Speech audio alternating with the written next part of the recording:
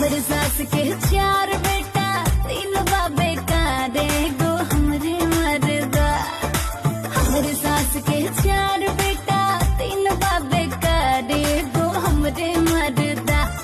एगो हमरे मर्दा सखी बावे कम गारेगो हमरे मर्दा।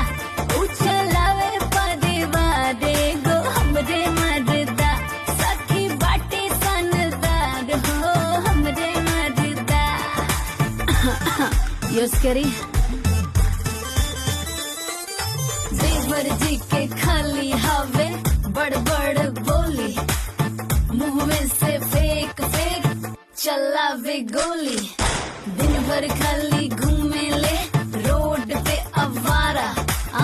घरवाऊ अवते बने ले बेचारा।